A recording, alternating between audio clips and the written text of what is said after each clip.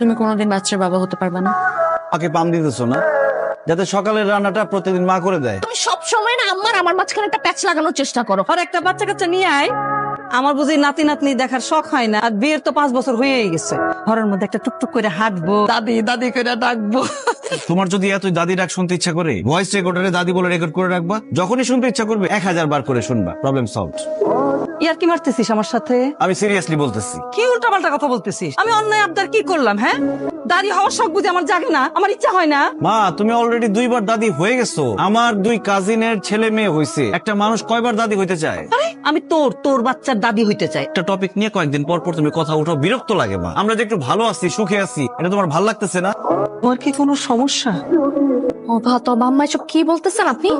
আমার সমস্যা হইতে যাবে কেন? আমি তো নিজেরও বাচ্চা নিতে চাইতেছি, আম্মা ওই তো নিতে চাইতেছে না। তাহলে কি ওর সমস্যা? আমি কি কোনোদিন বাবা হইতে পারবো না? পারবা তো, কে বলতে পারবা না? ফেসবুকে দেখো না কত ধরনের বাবা আছে। কাঁঠাল বাবা, লাঠি বাবা, আগুন বাবা, এই ধরনের যে কোনো বাবা তুমি ফেসবুকে হইতে পারো। অ্যাকচুয়াল বাবা বলতে আমরা যেটা বুঝি, মানে তুমি আর তোমার ওয়াইফের প্রয়াসে যে বাবুটা হবে, সেরকম বাবা তুমি কখনোই হতে পারবা না। কেন এত সাজগোজ করছি তুমি বুঝছো না? মা কি বলছে? সে দাদি ডাক শুনতেছে। আজকে আমি মার ইচ্ছা পূরণ করতে আসি। তুমি তো খুব স্বার্থপর, ধান্দাবাদ। বাচ্চার উদ্দেশ্যে আমার সাথে ভালোবাসার অভিনয় করতেছো। আমাকে সত্যি সত্যি ভালোবাসো না? আলি কি বলতেছে এগুলো তুমি? তোমার মাথা ঠিক আছে? স্বামী স্ত্রী দুজন দুজনকে ভালোবাসবে, ভালোবাসার প্রতীক হিসাবে একটা সুন্দর ফুটফুটে বাচ্চা পৃথিবীতে আসবে, এটাই তো নিয়ম। এখানে ধান্দাবাজির কি আছে? আচ্ছা, কবি বলেছেন ফল লাভের উদ্দেশ্যে যে কাজ করা হয় তার মধ্যে কোনো মহৎ উদ্দেশ্য থাকে না। এই যে আমি তোমাকে ভালোবাসি, আমি তোমাকে নিঃস্বার্থ ভাবে ভালোবাসি, বাচ্চা পাওয়ার উদ্দেশ্যে ভালোবাসি না। আজকে তোমার কোনো কথাই আমি শুনবো না। আজকে কোনো কথা আমি বলতেও দিব না। আব্বা কি হয়েছে? কি হয়েছে? আরে কি হয়েছে বলবো তো?